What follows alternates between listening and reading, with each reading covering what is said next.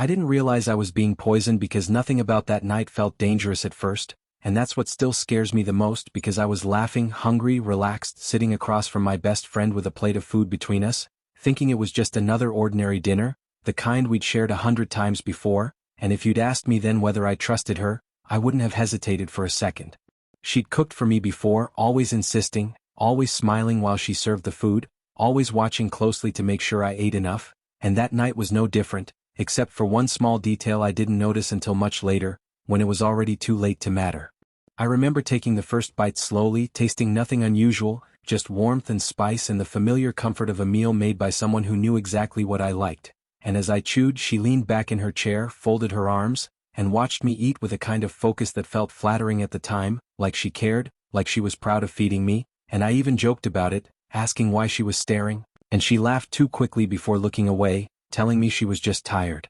We talked about normal things at first, work complaints, mutual friends, plans we never followed through on, and I kept eating bite after bite, calm and unaware, while she barely touched her own plate, pushing food around with her fork, claiming she wasn't very hungry, which should have been strange because she was always the one who finished first, always the one asking for seconds. Halfway through the meal, I felt a faint warmth spread through my chest, not pain exactly, just a heaviness like I'd eaten too fast, and I mentioned it casually, laughing it off, but her eyes flicked up at me in a way that made something tighten in my stomach, a quick look of calculation before she masked it with concern, asking if I wanted water, standing up too fast, almost knocking her chair over in her rush to get it. The water tasted metallic, but I told myself it was just the glass, just my imagination, and I kept eating because that's what you do when you're comfortable, when nothing feels wrong enough to stop, and as the minutes passed, my limbs began to feel heavy, my fingers slightly numb, like I was sinking into the chair, and she noticed, of course she noticed, asking again and again if I was okay, her voice too calm, too controlled,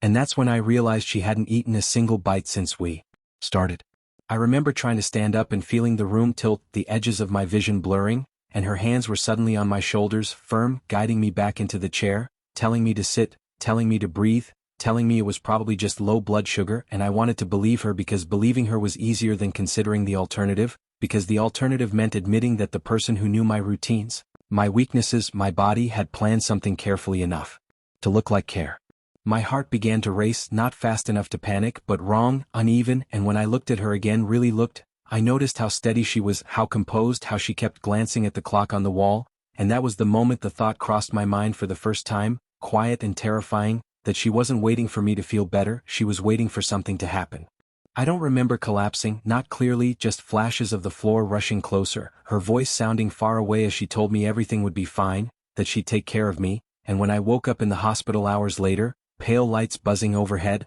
a nurse asking me what I'd eaten, I still didn't say her name, not even then, because loyalty dies slowly, and part of me was still protecting her even as my body burned with something that didn't belong there. They told me it was poisoning, mild enough to survive, serious enough to leave damage, and when the police asked questions I said I didn't know how it happened, said it must have been an accident, because by the time she visited me, sitting beside my bed with that same familiar smile, telling me how scared she'd been, I already knew the truth, and the truth was that she thought I'd never know, that I'd never be awake enough to connect the dots, and as she reached out to hold my hand I realized something colder than fear, something that still makes my hands shake when I eat with other people now, which is that the most dangerous person at the table is never the stranger, it's the one who knows exactly how much you trust them, exactly how slowly to let you finish your meal, and exactly when to wait for the poison to start working.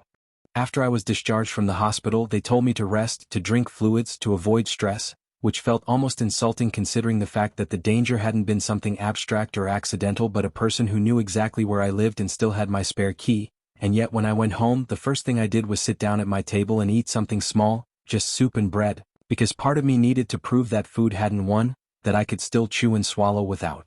fear, even though every bite made my stomach tighten with memory. She texted me constantly in those days, checking in, asking how I felt, reminding me to take my medication, her messages perfectly timed, perfectly caring, and if I hadn't known what I knew, I would have called her a good friend, but once suspicion has a shape, it doesn't leave, it just waits, and I began replaying that night in my head with a precision that bordered on obsession, remembering how she insisted on cooking, how she plated my food herself, how she watched me eat while barely touching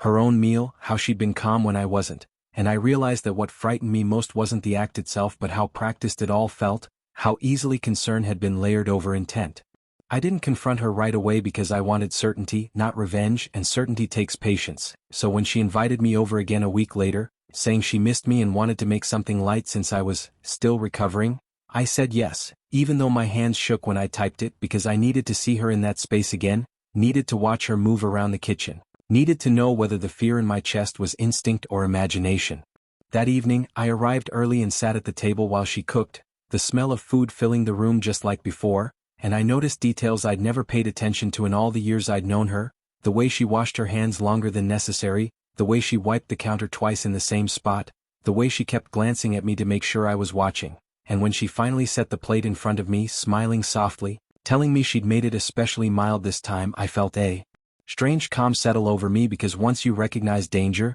it loses the power of surprise. I didn't eat right away, just stirred the food slowly, talking about nothing, watching her face as minutes passed, and I saw it then, the flicker of impatience she couldn't fully hide, the way her questions came a little too frequently. Was I feeling okay? Wasn't I hungry? Didn't I like it? And that was when I knew for sure, not because she'd done anything new, but because she was waiting again, waiting the same way she had before, and I understood that whatever she'd put into my food the first time hadn't been a mistake or a moment of desperation, it had been a decision, one she was prepared to repeat. I excused myself to the bathroom and quietly poured the contents of my plate into a container I'd hidden in my bag, replacing it with food from a sealed snack I'd brought along, then returned to the table and ate slowly, deliberately, watching relief wash over her face as she relaxed back into her chair, believing the moment had passed, believing she was safe, and as the evening went on, she started talking more than usual, little slips in her stories, casual comments about how fragile people can be, about how sometimes accidents happen when no one is watching,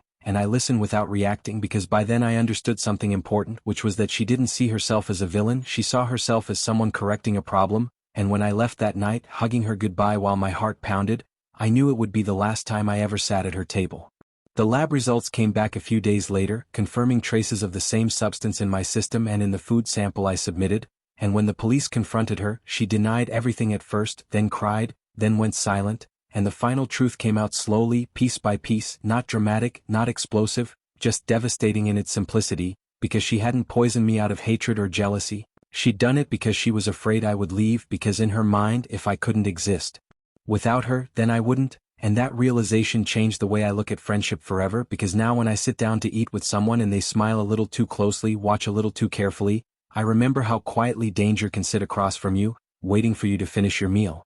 After the police took her statement and the investigation settled into paperwork and waiting, life didn't snap back into place the way people assume it does after the truth comes out, because surviving something like that doesn't feel like victory, it feels like learning how to exist in a body that betrayed you without warning, and I noticed it most when I tried to eat, when the simple act of sitting down with food became loaded with memory, with instinct, with questions I never used to ask. Like who cooked this, who touched it, how long was it sitting out, and even when I ate alone I found myself pausing between bites, listening to my own breathing, measuring how my body felt minute by minute, as if danger might return if I wasn't paying attention. People told me I was lucky, that it could have been worse, and logically I knew they were right, but luck doesn't erase the image of someone you loved watching you slowly lose control while pretending to help, and that image followed me everywhere, into grocery stores, into restaurants, into kitchens where friends offered to cook and I smiled and said I'd rather help, because control had become my version of safety. She was charged eventually, quietly, without headlines, without drama, because cases like mine don't look dramatic from the outside,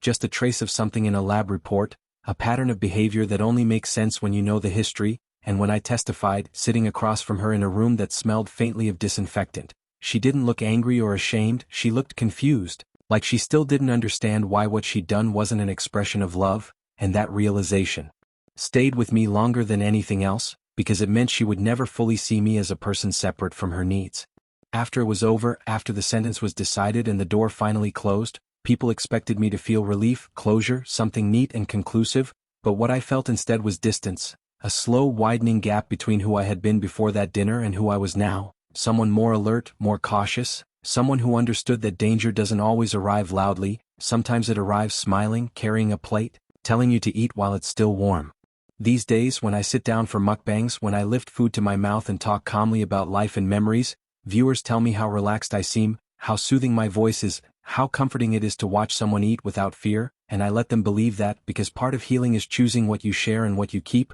but every now and then when I pause a little too long before taking a bite, when my eyes drift off camera for just a second, so because I remember that night, the ordinary beginning, the trust one didn't think twice about, and I remind myself that I am here because I noticed something small, something easy to miss, and because now I know that survival isn't always about fighting or running. Sometimes it's about listening to the quiet warning that tells you the person across from you isn't waiting for you to enjoy your meal, they're waiting for it to end. What I didn't expect was how long her presence would linger even after she was gone, because danger doesn't always leave when the person does. Sometimes it settles into habits, into reflexes, into the way your body reacts before your mind catches up, and I noticed it the first time I cooked for someone else after everything happened, standing over the stove, stirring slowly, suddenly aware of how much trust is built into a shared meal, how vulnerable someone becomes the moment they accept food from your hands, and that awareness made my chest tighten in a way I hadn't prepared for.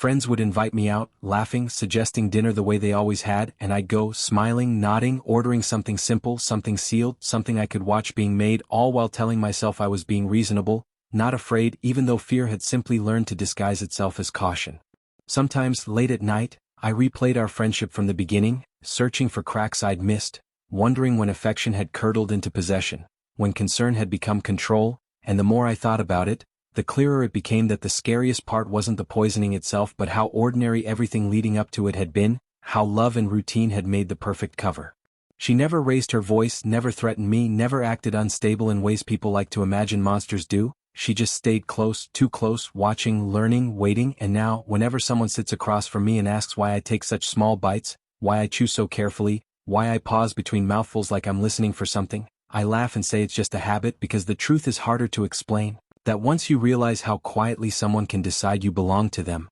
you never fully unlearn that knowledge. Even now, when I film myself eating, speaking softly, telling stories while the food slowly disappears from the plate, there's a part of me that understands why people find it comforting, because calm eating feels like safety, feels like control, feels like proof that nothing bad is happening, and maybe that's why I keep doing it, why I sit down and eat in front of a camera, because every finished meal feels like a small victory, a reminder that I am still here, still choosing what goes into my body, still alive despite someone once believing I wouldn't be, and yet, sometimes, when the room is quiet and the last bite is gone, I remember her sitting across from me that first night, smiling patiently, waiting, and I think about how easily that could have been the end, how easily trust could have been the last thing I ever tasted, and that thought follows me like a shadow, not loud, not dramatic, just present, reminding me that the most dangerous dinners are the ones where nothing seems wrong at all.